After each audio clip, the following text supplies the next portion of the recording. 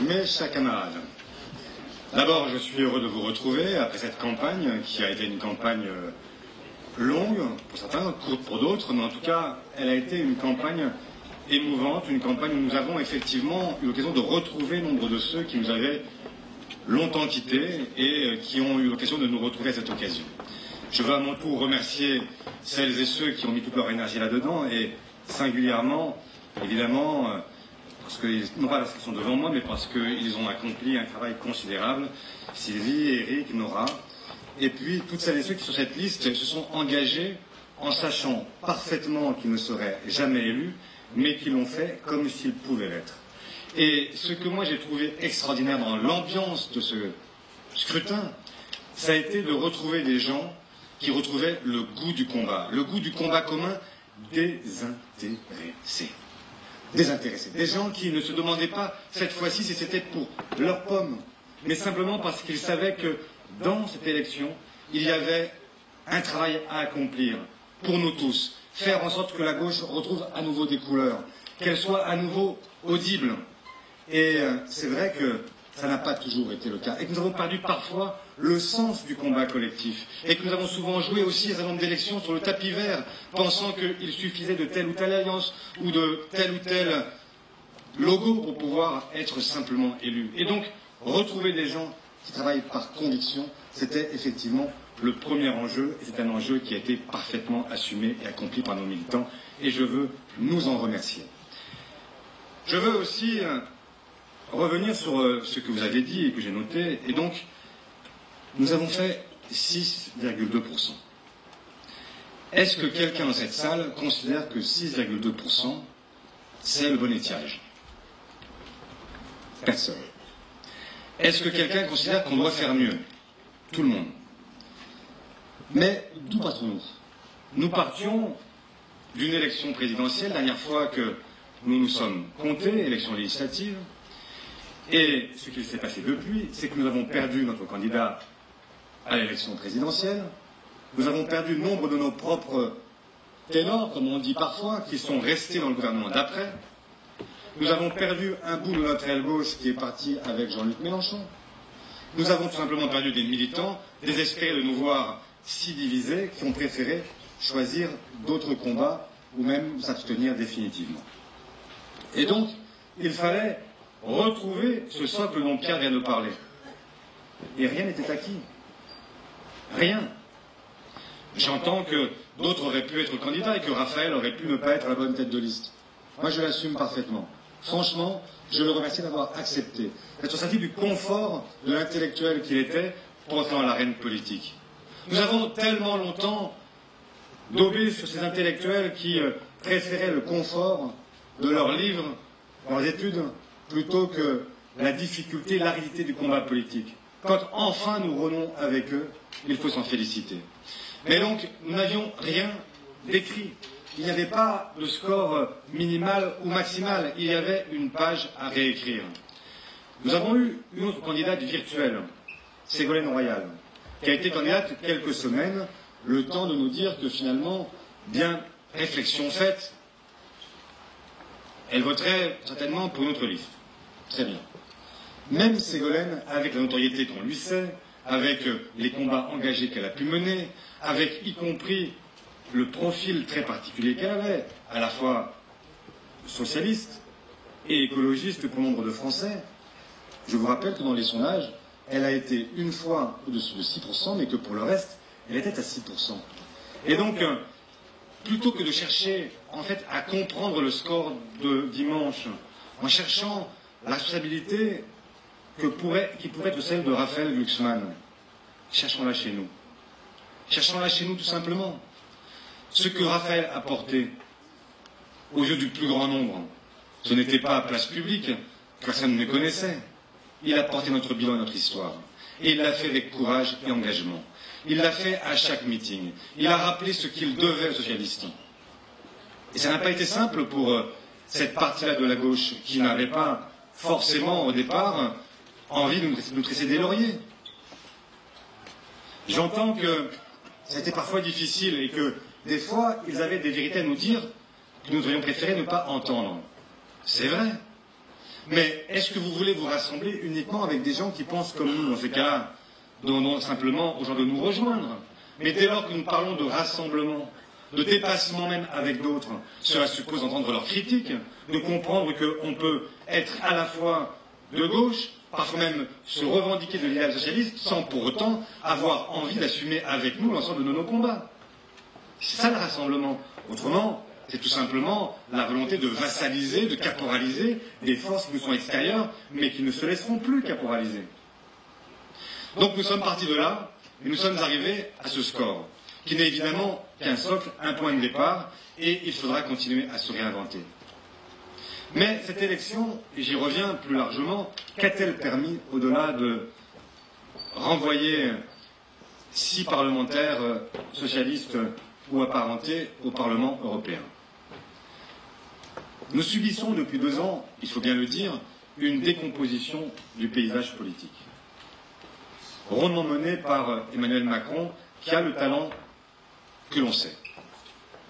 Et cette élection a finalement permis une clarification. Elle a agi comme un révélateur.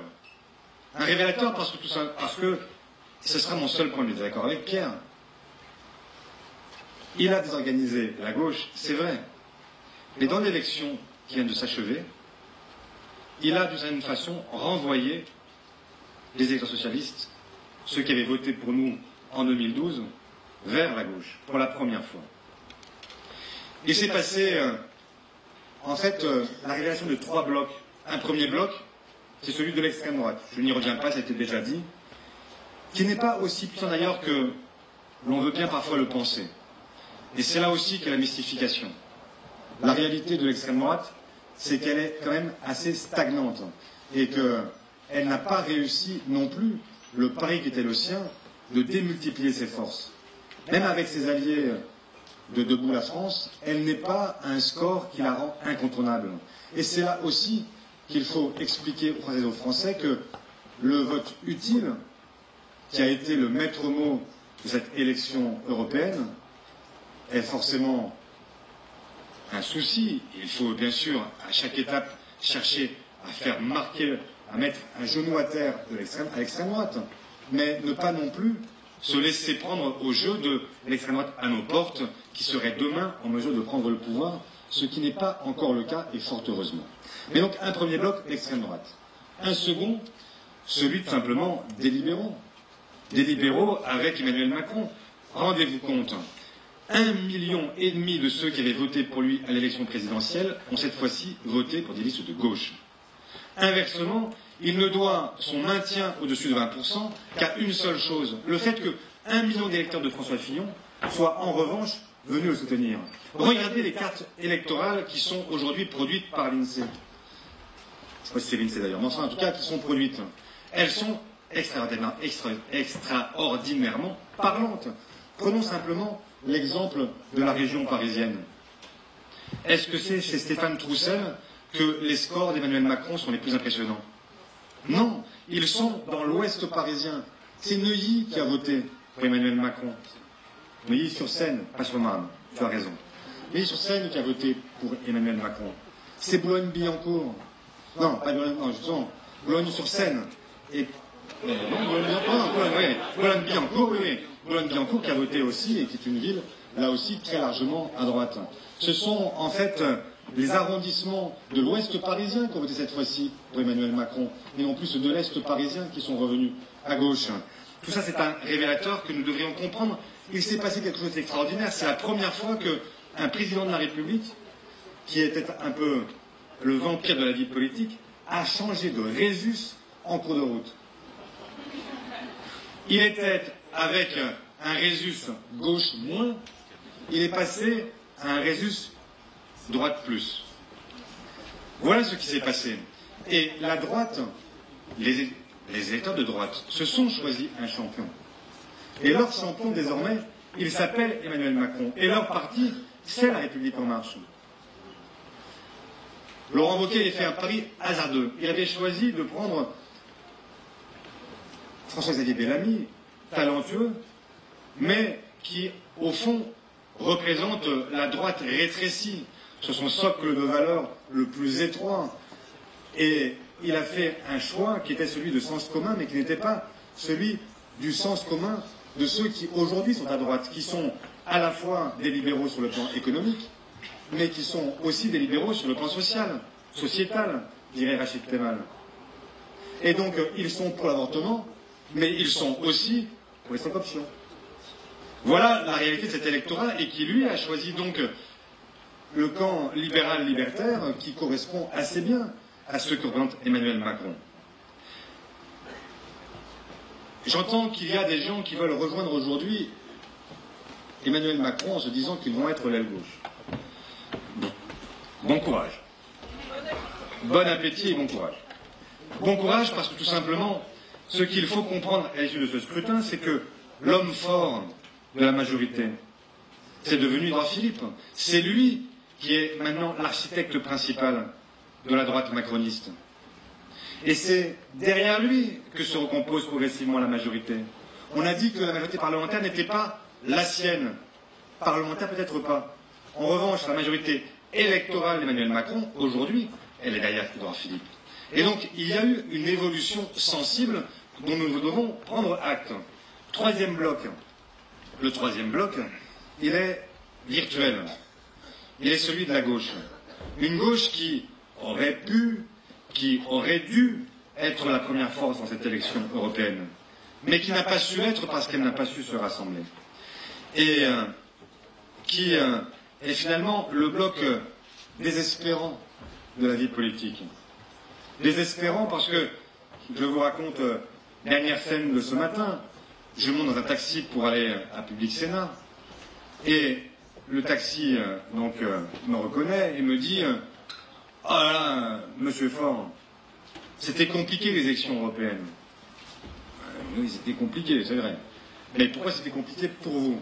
Il dit « Mais moi, je suis rentré dans l'isoloir avec les bulletins de tous les partis de gauche. Et dans l'isoloir, je ne savais toujours pas pour qui j'allais voter. Je les ai regardés et je me suis dit, mais bon sang de bonsoir, pourquoi est-ce qu'ils ne savent pas se mettre d'accord? Pourquoi ils me demandent à moi de faire un choix que eux, ils n'arrivent pas à faire? Pourquoi ils me demandent à moi de venir trancher un désaccord, alors que ce qu'on leur demande précisément, nous, peuple de gauche, c'est de faire le choix du rassemblement et de l'unité? C'est ça qu'ils nous demandent. Et c'est ça qui sort de cette élection aussi.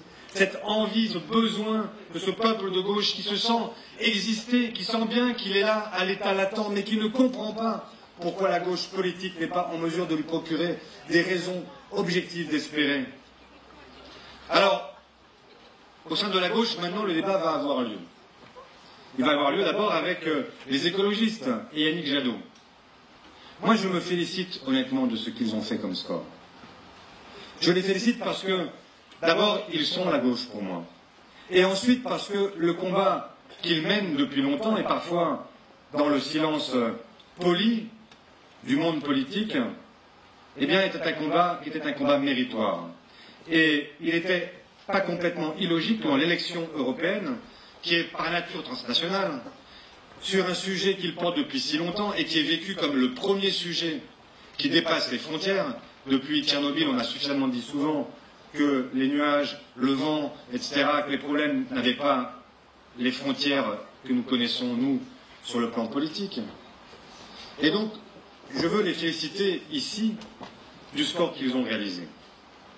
Mais,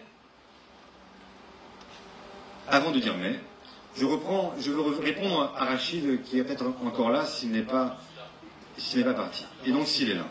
La raison pour laquelle tout à l'heure je te disais, je râlais sur ma chaise, quand tu as dit, les socialistes, on doit quand même revenir à ce qui est notre cœur de métier, ou en tout cas notre cœur de raison, c'est le social. Et oui. Et le sociétal. Et oui, non mais, laisse-moi finir Alain, tu as dit la même chose. Je t'ai entendu. Tu as dit avec suffisamment de force et de vigueur pour que je retienne. Mais la raison pour laquelle ça m'a agacé, ce n'était pas l'agacement lié à vos prises de position, ce n'est pas le problème de dire une connerie ou pas une connerie, c'est que j'ai un désaccord profond avec ça. L'écologie, ce n'est pas un sujet sociétal. L'écologie, c'est devenu, le réchauffement climatique, c'est une question de survie pour la planète.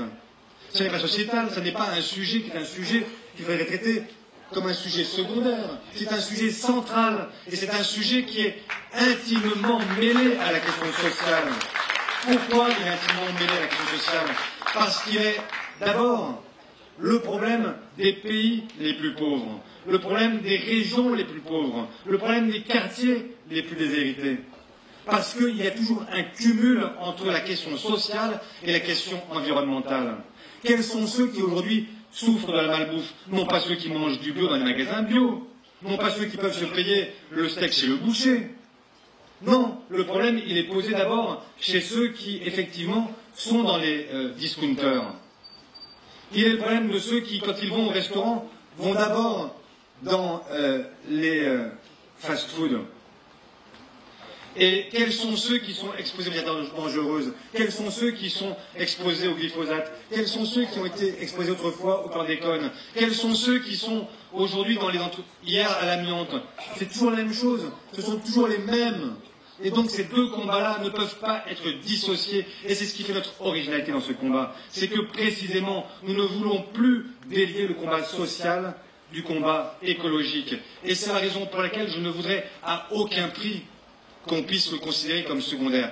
Et je vous alerte aussi sur les questions sémantiques, parce que nous avons parfois des retours aux fondamentaux qui sont curieux. Le débat entre social et sociétal, c'est un débat que nous avons eu dans les années 2000. Mais dans cette campagne, j'ai cru comprendre aussi que nous étions féministes. Est-ce que le féminisme est un combat social ou sociétal? Je n'en sais rien. Probablement les deux. Mais quelle que soit l'appellation et quel que soit le tiroir dans lequel vous rangerez ce combat, il est un combat que nous devons mener, point barre. Voilà.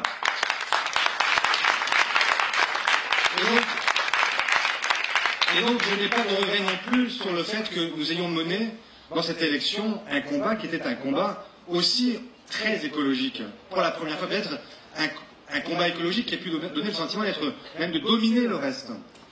Je n'ai pas de regret parce que, d'abord, c'est un sujet sur lequel je pense qu'il faut que nous nous marquions.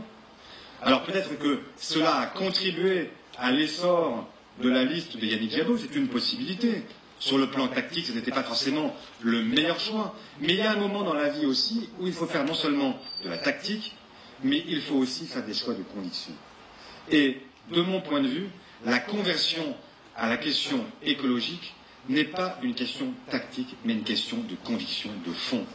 Et donc, ce combat-là, je veux le porter à égalité avec toutes les autres forces qui le portent aujourd'hui. Et dernier point sur le fait que la question écologique et la question sociale sont intimement mêlées. Tout à l'heure, Christophe a dit, maintenant, tout le monde est devenu écologiste dans cette campagne. C'est vrai, tout le monde est devenu écologiste. Même Marine Le Pen, dans la campagne, je disais, même François de Rugy est devenu écologiste. Bon, c'est fou. Mais ce qui est fou, ce n'est pas qu'il devienne écologiste, c'est qu'il devienne écologiste sans en donner les moyens. C'est ça qui est fou, et qui est vraiment fou. Parce que quand on est écologiste, dans ces cas-là, on met les moyens qui vont en face. Et là où nous avons aussi une originalité, c'est que dans cette campagne, nous avons porté le pacte finance-climat, qui était celui d'abord de Jean Jouzel et de Pierre Larouturou. Nous avons porté les propositions qui ont été inventées par Boris Vallaud et par l'économiste Zuckman sur la contribution que doivent désormais verser les multinationales. Nous avons porté les écluses aux frontières, qui était un projet porté par nombre d'entre nous, notamment par Bernard Cazeneuve.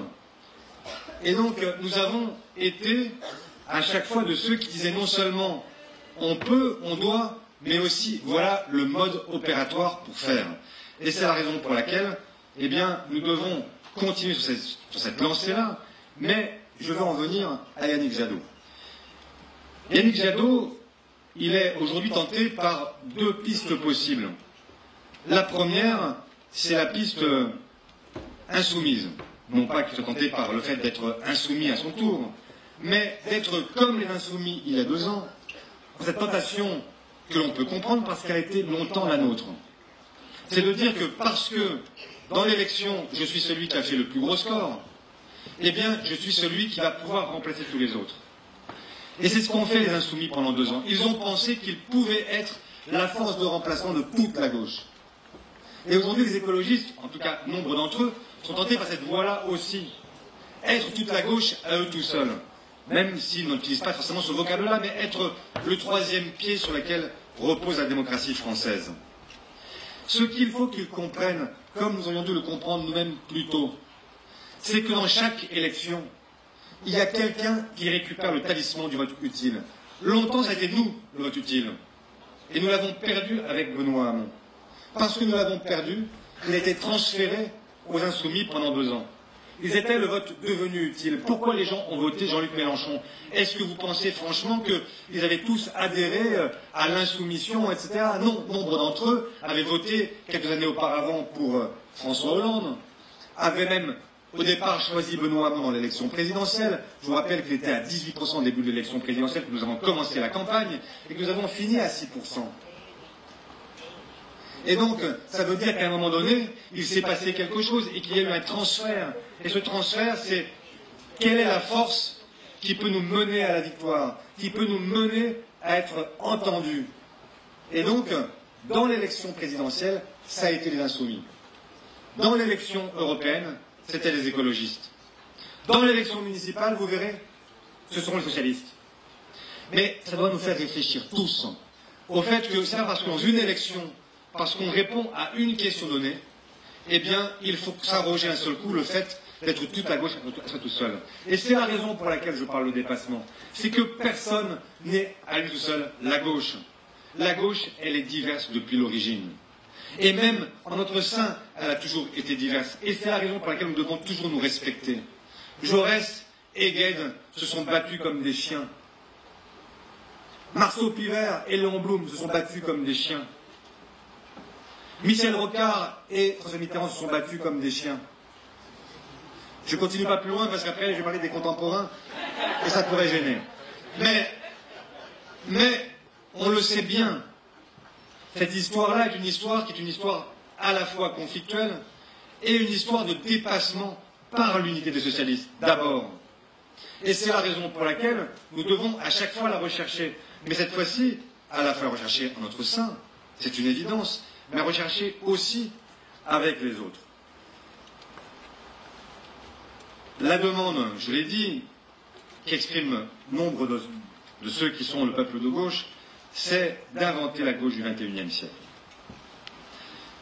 Le dépassement, c'est un mot pour l'instant. Et j'entends qu'il a déjà pris une couleur dans la bouche de, je ne sais pas comment il faut appeler la motion de Laurent et de Nora,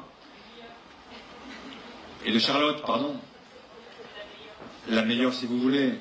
Moi je crois que toutes les motions sont les meilleures, donc je suis très consensuel ce soir. Mais non, je sens qu'elle a, dans la bouche de Laurent et de Daniel notamment, je sens bien qu'elle a déjà une coloration, qu'elle va déjà plus loin que ce qu'un certain nombre d'entre nous peuvent penser. Je dois dire que je ne suis pas loin de penser comme eux. Mais, ce processus, il doit être un processus construit. D'abord entre nous, ensuite avec les autres. Ce processus, il sera forcément pas immédiat. Et il ne faut brûler aucune étape. Il ne faut donner aucun... Il ne faut dicter à personne sa conduite. Dans Le Monde, cet après-midi, j'ai dit que je pensais effectivement à une structure. J'ai parlé d'une maison des communs. Je ne sais pas quelle forme peut prendre cette maison. Et je ne veux pas trancher cette question. Pourquoi je ne veux pas la trancher? Parce que si je la tranchais moi, je sais déjà que je condamne le processus. Le processus, il va se construire avec tous les autres. Voir avec eux, avec chacun d'entre eux, ce qu'il est prêt à faire. Et à chaque étape, être nous aussi en mesure d'avancer avec eux. Donc ça prendra du temps, mais il faut simplement avoir en tête,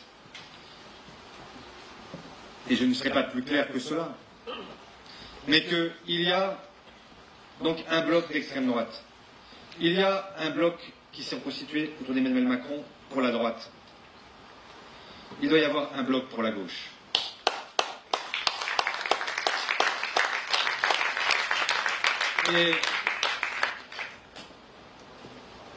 Et que la forme que va prendre ce bloc doit être une forme comprise par l'extérieur.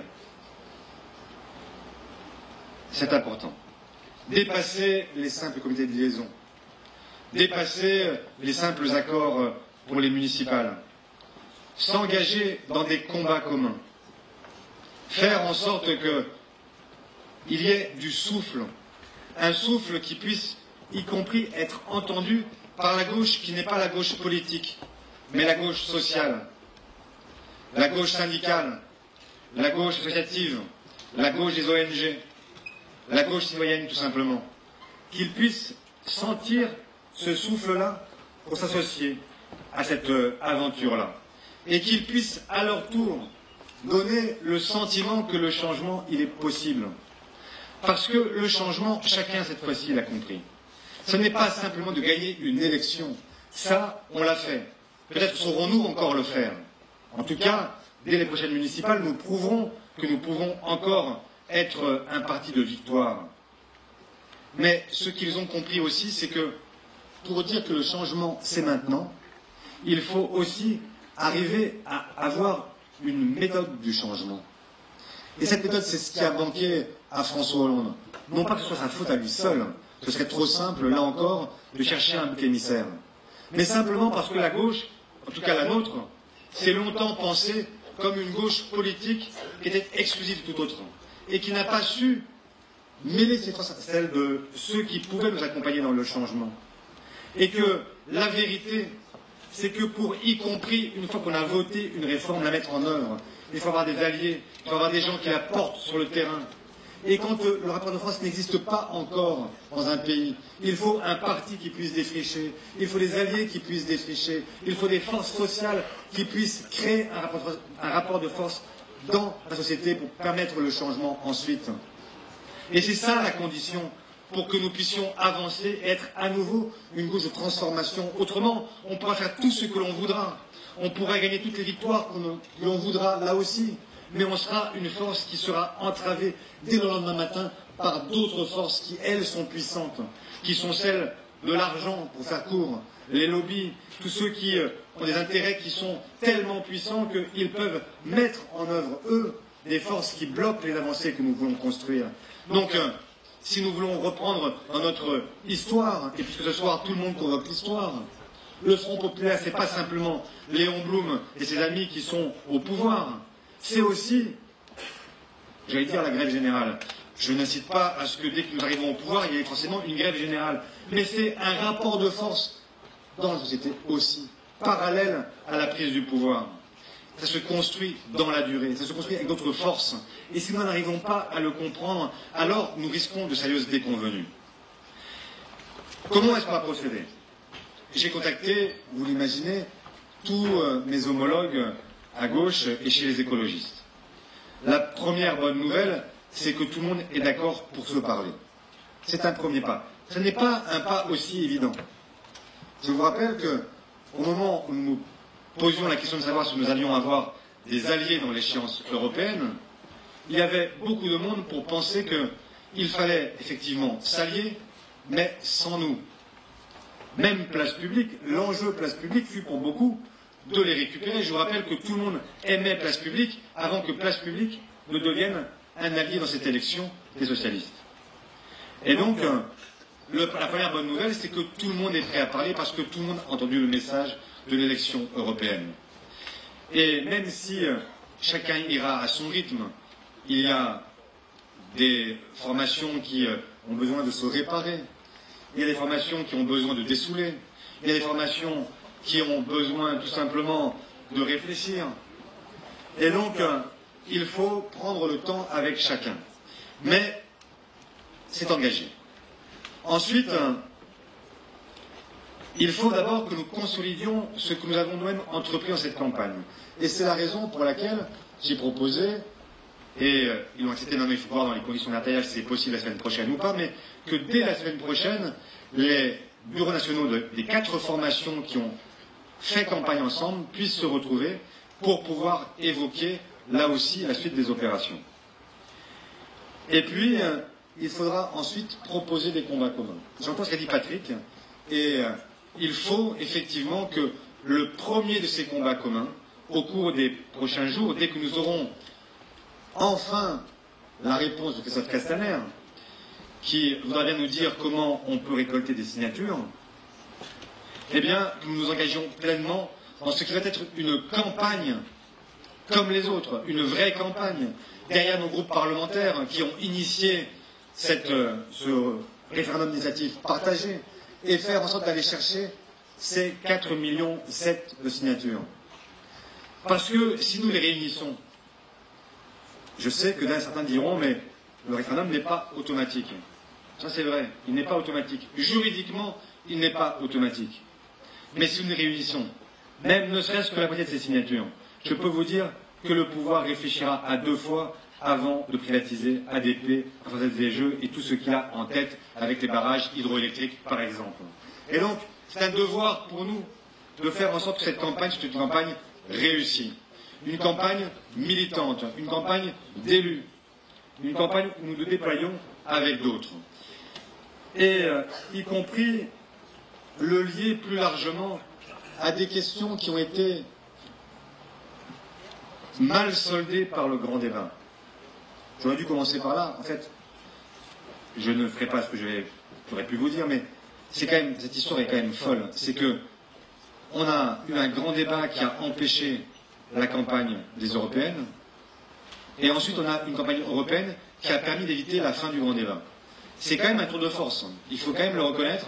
C'est quand même un truc extraordinaire. C'est qu'on a finalement jamais parlé du grand débat, jamais parlé des européennes. C'est un exploit qu'il faut saluer, et j'espère que dans les livres, celui qui écrira le tome 3 de Sun Tzu Clausewitz finira par Emmanuel Macron, qui aura réussi quelques performances qui ne sont pas à l'ordre de la vie politique, mais qui sont certainement à consulter pour les manuels de stratégie.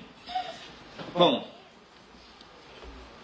là je conclus parce que je sens que votre patience a des limites, mais je crois que vous avez évoqué les uns les autres les prochains chantiers que nous devons entamer. Comme nous avons tous compris qu'à défaut de changer de politique, Macron allait simplement changer d'électorat, nous devons effectivement aussi reprendre pied dans le débat national tout de suite. Et il y a des sujets sur lesquels il faut que nous soyons extrêmement présents. On a parlé de la question sociale, évidemment la question sociale. Et d'abord, au mois de juin, l'assurance chômage. L'assurance chômage. Emmanuel Macron, dans la campagne des européennes, on croit qu'il est venu parce qu'il est extrêmement généreux et parce qu'il n'aime pas l'extrême droite, porter secours à Madame Loiseau. Sans doute a-t-il jugé qu'elle n'était pas forcément la meilleure candidate. Mais ça, franchement, il le savait déjà avant. Il n'a pas découvert Madame Loiseau dans la campagne des européennes. Et nous non plus, pour tout vous dire. On l'avait vu au Parlement, et on l'avait vu chaque mercredi, chaque mardi aux questions d'actualité, et on savait ce qu'elle pouvait produire dans une campagne électorale. Y compris dans l'émission politique où elle s'est déclarée, chacun avait compris quelles étaient les limites du personnage. Si Emmanuel Macron est venu dans la campagne des européennes, c'est parce qu'il avait en réalité au départ le sentiment qu'il allait gagner l'élection européenne et qu'il allait pouvoir mélanger le score réussi aux élections européennes avec l'idée qu'il se faisait un quitus à la politique qu'il conduit. Et c'est la raison pour laquelle l'affiche est sortie au moment où il est rentré en campagne. Mais vous imaginez que au moment où disparaissait Madame Loiseau. Mais est-ce que, pour tous ceux qui ont mené des campagnes, y compris des campagnes simplement locales, le temps de réaliser l'affiche, de la mettre en forme, de l'imprimer, de la diffuser dans les fédérations, etc., il faut à minima entre 10 et 15 jours. Et donc, ils avaient depuis le départ l'envie de faire de ce scrutin un scrutin qui permette de sortir du débat avec les Gilets jaunes et de relégitimer cette politique. Et donc, ils vont chercher maintenant, c'est plus compliqué, mais chercher malgré tout à enjamber cette élection européenne et repartir, ça a été dit par le Premier ministre, se donner le sentiment que le cap ne peut pas être modifié. Et c'est la raison pour laquelle sur ADP, sur l'assurance chômage, sur les retraites au mois de septembre, nous devons être au premier plan. Et là aussi, chercher les convergences avec d'autres, avec le monde syndical d'abord, avec le monde politique aussi, avec tout simplement les Françaises et les Français qui sont aujourd'hui dans une forme d'inquiétude maximale parce qu'ils ont compris que les retraités n'étaient pas la priorité absolue de Emmanuel Macron dans ce quinquennat. Ensuite, sur la question démocratique. Tout à l'heure, quelqu'un, je crois que c'est, je ne sais plus, mais a évoqué la question de la convocation des journalistes par la DGSI. Daniel. Et c'est effectivement un changement complet. Je n'ai pas souvenir que les services de renseignement aient jusqu'ici eu à convoquer des journalistes qui étaient simplement dans leur devoir d'informer, notamment sur une guerre sale au Yémen. Et donc, il y a nécessité pour nous d'embrasser aussi le combat des libertés publiques, parce qu'elles sont liées à la vision que nous avons de la démocratie. Ce matin, Christophe Castaner, toujours lui, décidément, qui se permet de dire que quelqu'un qui est encore présumé innocent est pour lui le coupable. Peut-être l'est-il, mais est-ce que c'est vraiment à un ministre de l'Intérieur de se substituer à la justice, au procureur, et de faire l'annonce publique parce qu'il pense que c'est un bon coup de communication? Là aussi, l'état de droit, partage l'équilibre des pouvoirs, tout ça, ça doit être aussi un combat que nous devons porter parce qu'il est aussi consubstantiel à ce que nous sommes. Dans les prochains jours, le débat sur le règlement de l'Assemblée, où en réalité, il cherche à robotiser le fonctionnement, à empêcher, alors là, toute forme de fronde, puisque les groupes seront désormais maîtres totaux de l'expression des parlementaires. Je ne sais d'ailleurs même pas si c'est constitutionnel, parce que ça donne le sentiment d'une forme de mandat impératif, non pas donné par les électeurs, ce qui pourrait à la limite se concevoir, mais par les groupes eux-mêmes, qui sera suivi ensuite d'une réforme constitutionnelle dont nous connaissons déjà les contours, et qui aura essentiellement pour viser l'affaiblissement du Parlement, à un moment où la question qui était posée n'était pas celle de l'affaiblissement du Parlement. Et il y a une erreur fondamentale. Les Français sont effectivement favorables à la diminution du nombre de parlementaires, mais pas parce qu'ils pensent qu'il en faut moins, parce qu'ils pensent qu'il faut que ça coûte moins cher. Mais c'est à nous de leur expliquer d'abord que, y compris le projet d'Emmanuel Macron et de Richard Ferrand n'est pas que ça coûte moins cher, il est simplement de réduire à la proportion congrue les oppositions, ce qui est très différent, et faire comprendre qu'il n'y aura plus de groupe insoumis, qu'il n'y aura plus de groupe communiste, qu'il n'y aura plus de groupe socialiste. En tout cas, si nous étions dans les mêmes scores que ceux que nous avons eus précédemment. Ça, c'est pas indifférent. Et donc, il faut là aussi qu'on s'empare de ces sujets-là et qu'on fasse passer un message qui soit un message, y compris de respect de ce que sont les identités diverses dans notre pays. Sur la fonction publique, le débat s'est achevé aujourd'hui à l'Assemblée. Mais là aussi, il faut donner de l'écho. C'est quand même fou qu'on en soit aujourd'hui à chercher à introduire le mode de management du privé, qu'on cherche à avoir 40% de contractuels dans la fonction publique. La fonction publique, elle n'est pas née par hasard, c'est pas une lubie des socialistes, c'est la volonté, notamment après-guerre, de construire un appareil d'État qui soit impartial, qui serve l'État, qui serve les Français, qui ne soit jamais soumis justement au lobby, qui se pose des questions de long terme, là où nous sommes tellement tiraillés par les questions de court terme. Et donc, là aussi, c'est une question démocratique qui est posée, et que nous devons poser, et que nous devons entreprendre. Je finis, je vois Lounès qui me dit que je suis beaucoup trop long, et vous savez qu'au Parti Socialiste, le patron, c'est Lounès. Et donc, je finis par la feuille de route, et par ce que nous devons faire. J'entends ce qui est dit, et parfois même, j'entends ce qui n'est pas dit, mais qui est écrit, et que je reçois par voie de presse. Donc, moi je suis, je vous le dis depuis toujours, pour y compris le dépassement des sensibilités, des courants, sur une ligne claire. La ligne, je pense que chacun ici l'a comprise. Il y aura un Conseil national avant les vacances.